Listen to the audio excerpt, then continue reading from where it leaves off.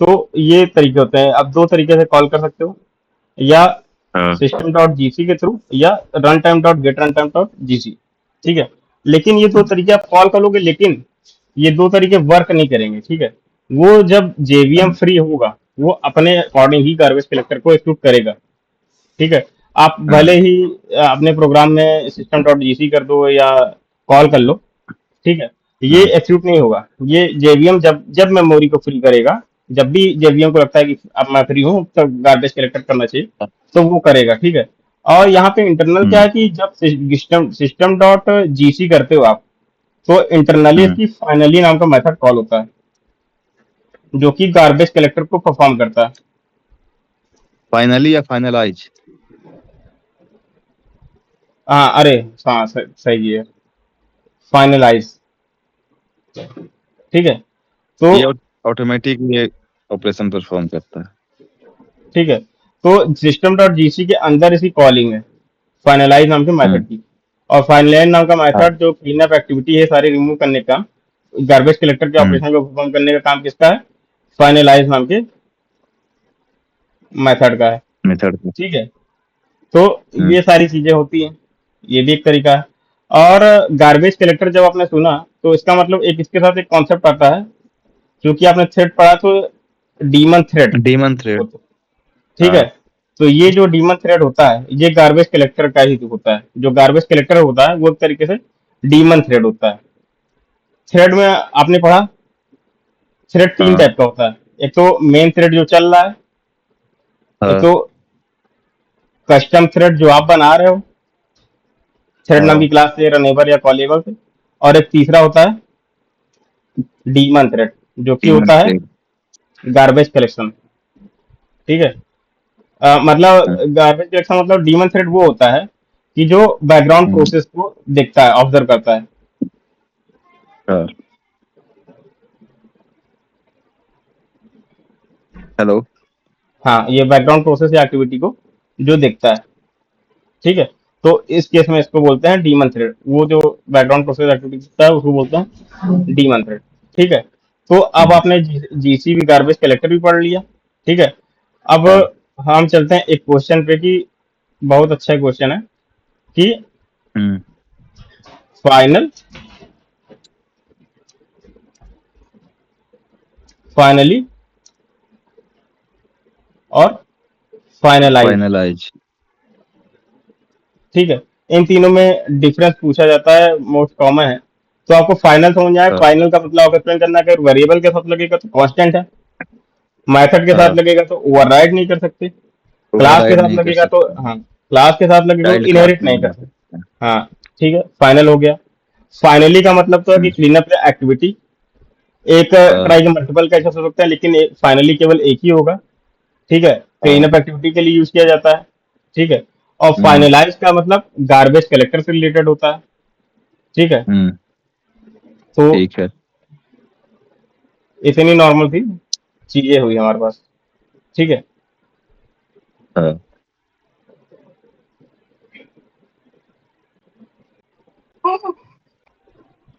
Exception handling, exception आपका बहुत जरूरी है। एक्सेप्शन हम्म। आपने मोस्टली सभी देख लिए हैं, ये जितनी चीजें हैं जो है, हाँ। एक्सेप्शन और गार्बेज कलेक्टर। ठीक है, अब इसी से एक हाँ। छोटा सा टॉपिक, आजकल देख रहा हूँ मैं कि पूछ रहे हैं थोड़ा थोड़ा, ज्यादा नहीं, हाँ। हो सकता है कोई ज्यादा ही पूछ ले, जैसे जेवीएम हम्म। मेमोरी पूछ रहे हैं।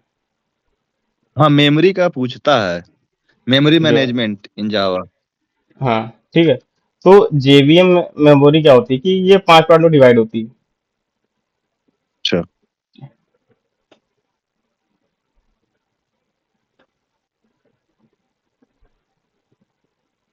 पहला हीप मेमोरी। हाँ, स्टैक मेमोरी। ठीक है, और फिर एक मेथड एरिया, उसी को बोलते हैं तीसरा। हाँ, लास्ट में गार्बेज कलेक्टर। गार्बेज कलेक्टर भी एक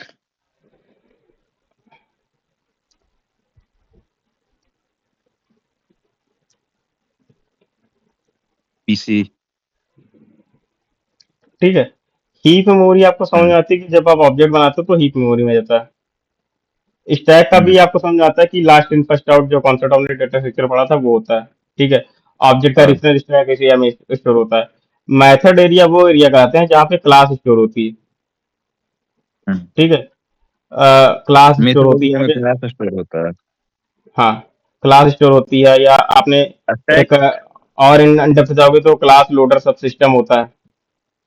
हाँ, ठीक है, लेकिन क्लास लोडर सब सिस्टम ना बोलो आप बस इतना तो बोलो कि क्लासेस जहाँ स्टोर होती है वो मेथड एरिया होता है। ठीक है।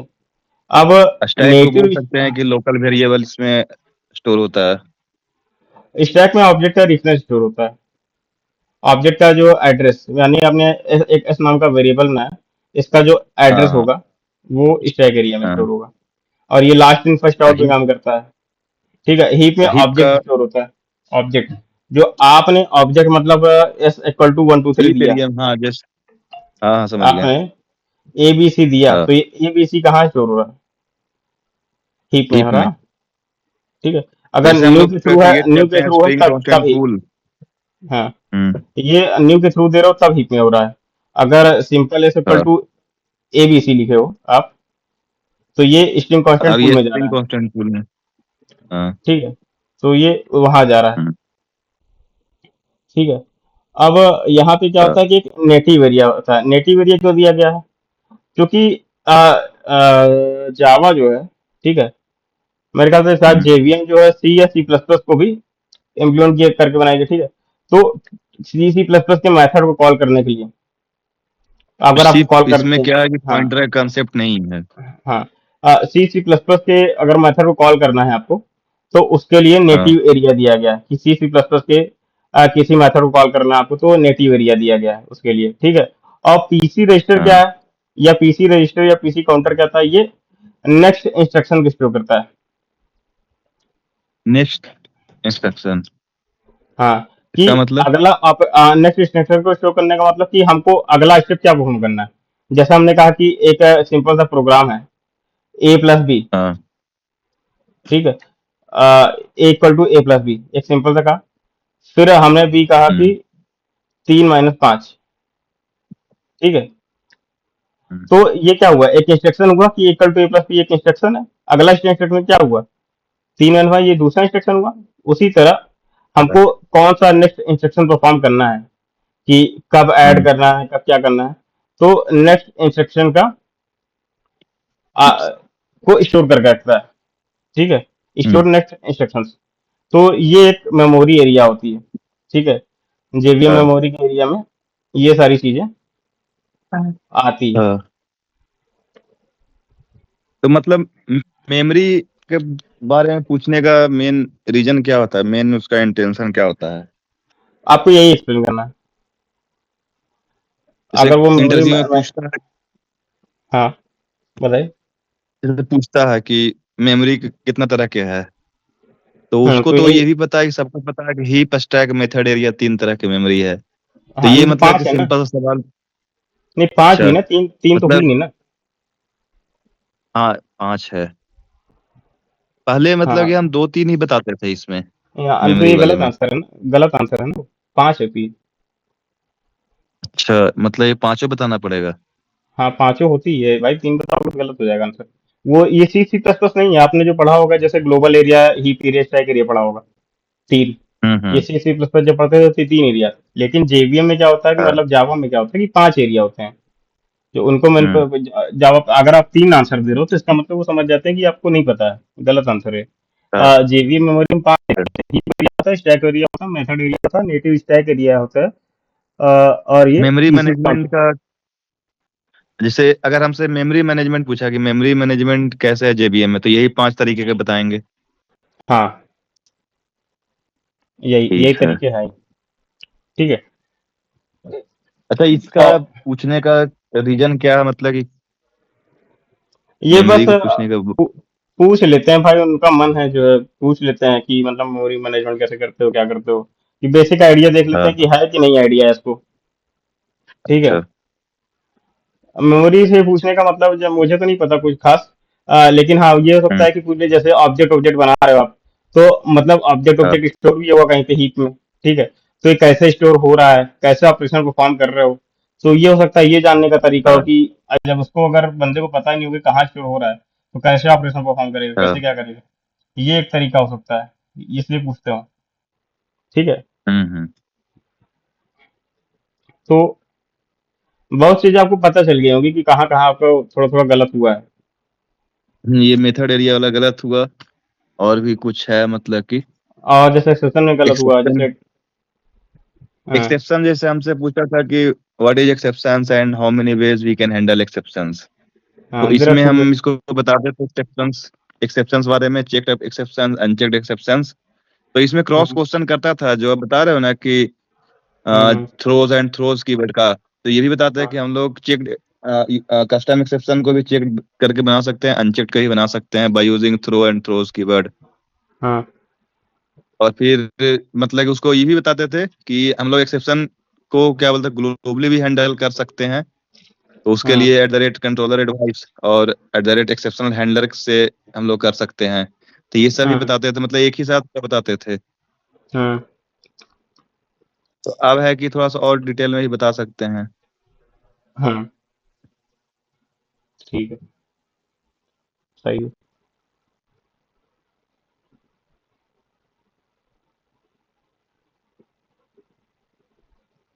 फाइनली फाइनलाइज हो गया। ट्राई हाँ। कैच। ठीक है।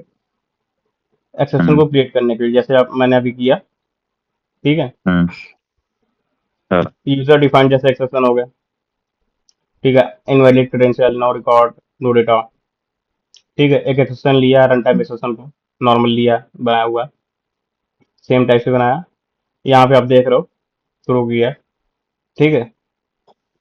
तो ये सारी चीजें एक नॉर्मल सी हुई। ठीक है। ठीक है। एक थ्रेड पड़े। थ्रेड क्या हम्म। होता है? Perform only one task at A time is called a single thread. एक बार में एक ही ऑपरेशन सिंगल। परफॉर्म करना सिंगल टास्क कहलाता है। ठीक है। हम्म। अगर एक बार में एक ही टास्क लेगा तो हमारे पास कई सारे काम है तो काम करने में वक्त भी लेगा। तो उस टास्क को हम्म। डिवाइड कर देते हैं मल्टीपल टास्क में। टू परफॉर्म मल्टीपल हाँ। At a single time is called multitasking. हम पैरेलल वे में काम करते हैं। जैसे हम टहल भी रहे हैं, सुन भी रहे हैं, बोल भी रहे हैं, पढ़ा भी रहे हैं। हाँ।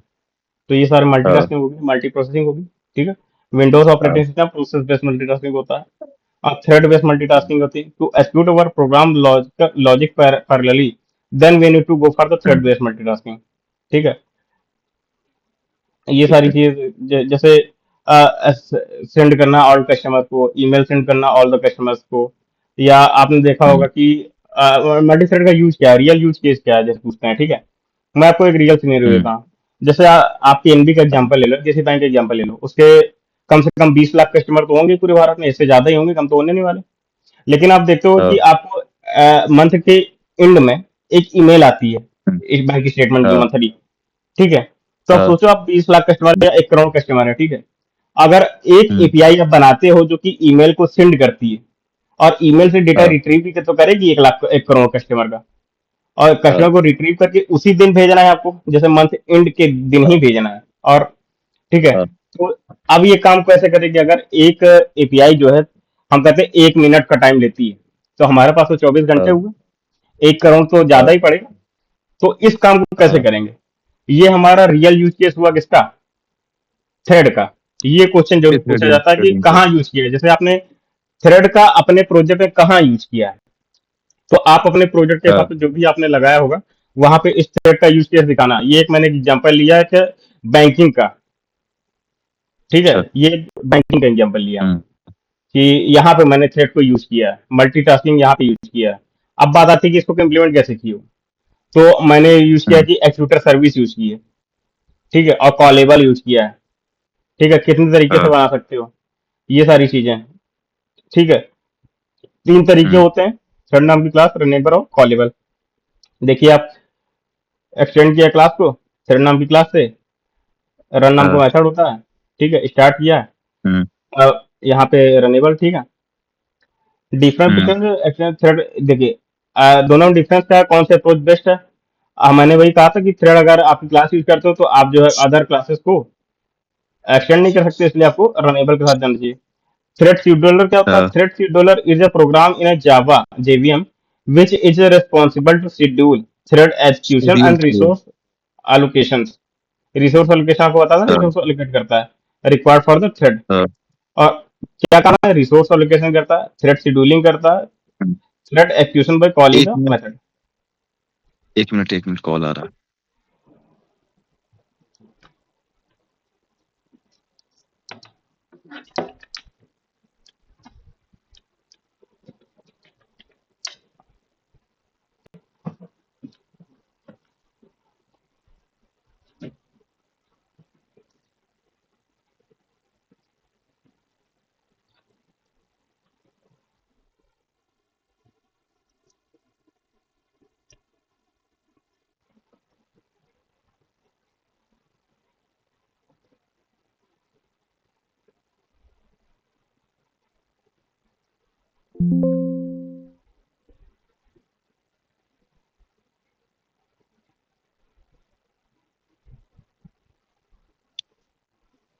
हाँ हेलो।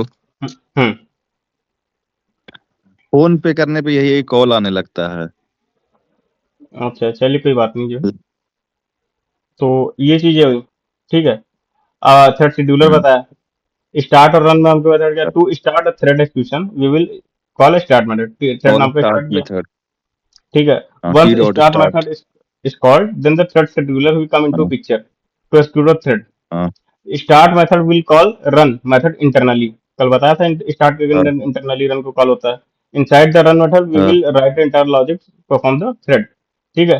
कैन वी कॉल हाँ a thread method directly without calling start? हाँ, थ्रेड को रन कर सकते हो, लेकिन वो थ्रेड के फीचर प्रोवाइड नहीं करेगी, हम्म, जैसे यहाँ पे किया है कि अगर थ्रेड लिया है हम्म, हमने टी डॉट स्टार्ट ना कर सके, टी डॉट रन ले लिया एग्जाम्पल, ठीक है।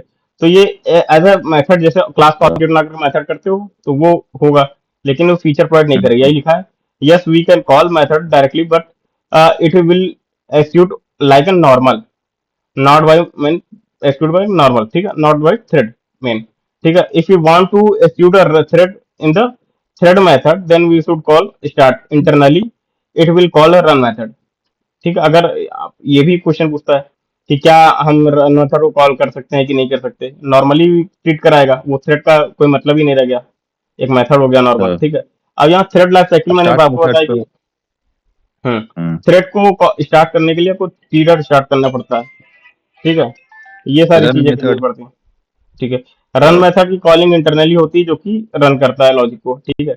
अब मैंने आपको हम्म, लाइफ साइकिल बताई थी, मतलब जैसे होता था wait, notify, notify all, sleep, start, run, ठीक है। हम्म, ये लाइफ साइकिल मेथड ये 5 होते हैं, ठीक है।